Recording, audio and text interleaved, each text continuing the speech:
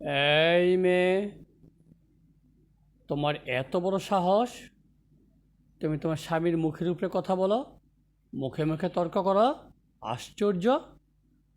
হুম? তুমি এত বড় স্পর্ধা কোথা থেকে পেয়েছো? তোমাকে আমি কী শিক্ষা দিয়েছিলাম? তোমাকে তো আমি এগুলো শিক্ষা দিইনি। হুম? তুমি নিজেকে কি মনে করো? স্বামীর কণ্ঠের আওয়াজের থেকে তোমার কণ্ঠের আওয়াজ উঁচু হচ্ছে মানে? কেন উঁচু হচ্ছে? কেন উঁচু হলো? তোমার এত বড় স্পর্ধা তুমি কোথা থেকে পেয়েছো? হুম? আমি না বলেছিলাম, স্বামীর কণ্ঠের থেকে তোমার কণ্ঠের আওয়াজ কখনো উঁচু হতে পারবে না? আমি বলেছিলাম না, স্বামীর সাথে মুখে মুখে তর্ক করা যাবে না? হুম?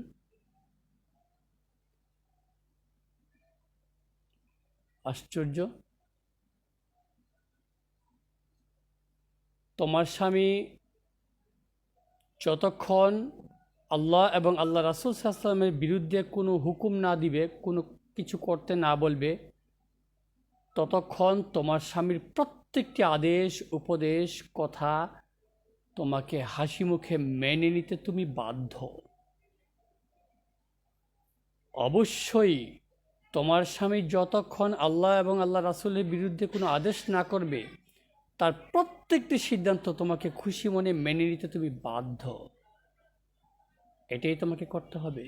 এটাই চূড়ান্ত তোমার জন্য। যদি দুনিয়া এবং আখিরাতের কল্যাণ চাও, শান্তি চাও, তাহলে তোমাকে এই থিওরি মতোই তোমাকে জীবনযাপন করতে হবে।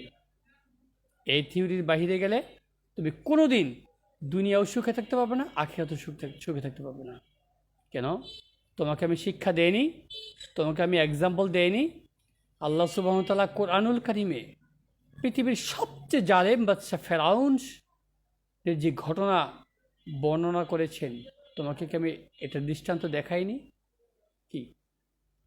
এই পৃথিবীতে সবচেয়ে জালিম বাদশা হচ্ছে ফেরাউন, যে তার স্ত্রীর সাথে এত বেশি জুলুম করেছে, অত্যাচার করেছে, পৃথিবীতে আর কোনোদিন কোনো স্বামী মহিলার স্বামী তা করেনি। আর কোনোদিন এত জালিম বাদশা পৃথিবীতে আসবেও না। হুম? সে বাদশা তার স্ত্রীকে, হযরত আসিয়া রাদিয়াল্লাহু আনহাকে, হ্যাঁ, মারাত্মক কষ্ট দিয়েছেন, জুলুম করেছেন, তবুও তার স্ত্রী স্বামীর বিরুদ্ধে কোনো দিন আল্লাহ সুবহানাহু ওয়া তাআলার কাছে অভিযোগ করেননি। শুধু আল্লাহ সুবহানাহু ওয়া তাআলার কাছে ধৈর্য ধরার শক্তি চেয়েছেন। এই মেয়ে, কি মনে করো তুমি নিজেকে? তোমার স্বামী কি ফেরাউন থেকেও জালেম? কি তোমার স্বামী কি ফেরাউন থেকেও খারাপ?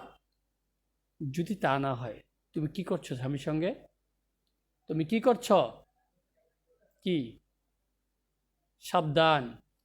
আমি যদি আর একদিন শুনতে পাই তুমি স্বামীর মুখে মুখে কথা বলো, স্বামীর চিন্তা, ভাবনা, কথাবার্তার বিপরীত তুমি, তাহলে তোমার হাড্ডি মাংস আমি গুঁড়া করে ফেলবো। মনে রাখবে, মনে রাখবে। এবং আমার এই উপদেশ তোমার না, শুধু তোমার সামনে তোমার ভবিষ্যৎ প্রজন্মের সকল ছেলেমেয়েদের জন্য একই উপদেশ তুমি দিবে, মানবে, এবং তুমি এই উপদেশ দিবে। এই উপদেশ তুমি দিবে, দিতে বাধ্য। প্রিয় দর্শক, হুম, আশা করি আপনারা আমার এই মেয়ের প্রতি যেই নসিহত, শাসন বুঝতে পেরেছেন। আশা আমি আশা করছি আপনারা হয়তো এর থেকেও আরও ভালো সুন্দর পন্থায় শাসন করতে পারেন। এটা জাস্ট আমার একটা ব্যক্তিগত অপিনিয়ন, ব্যক্তিগত চিন্তার আলোকে আমি এটা উপস্থাপন করলাম আপনাদের সামনে। যদি আমার এই থিওরি, আমার এই ডায়ালগ আপনাদের কাছে ভালো লাগে, আপনারা এটা অবলম্বন করবেন। তারপর এখন আপনাদের সামনে একটু আলোচনা করি দর্শক। আমি একটু খেয়াল করে, একটু গবেষণা করে দেখেছি, বর্তমানে আমাদের সমাজে এমন কোনো পরিবার নেই যে পরিবারের টুকিটাকি একটু স্বামী স্ত্রীর মাঝে প্রবলেম হয় না। এটা হতে পারে, এটা স্বাভাবিক। কিন্তু প্রবলেম হতে না হতেই যদি কোনো স্ত্রী তার মাকে এই প্রবলেমের কথা জানায়, এবং তার মা, স্ত্রীর মা, স্ত্রীর বাবা, স্ত্রী মিলে যদি স্বামীর সাথে তর্ক করে, স্বামীর সাথে ঝগড়া করে, স্বামীকে অপমান করে, বলেন এগুলো করে কিভাবে সংসার করা যায়?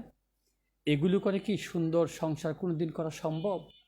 হ্যাঁ, খেয়াল করে দেখুন তো দর্শক, যদি কোনো মেয়ে এই ধরনের অপরাধ অন্যায় স্বামীর সঙ্গে করে, তার মা বা তার বাবা যদি এসে এই মেয়েকে তার স্বামীর সামনে এইভাবে শাসন করে, তাহলে এই মেয়ের সম্মান মর্যাদা স্বামীর কাছে কি ছোট হবে না বড় হবে বলুন?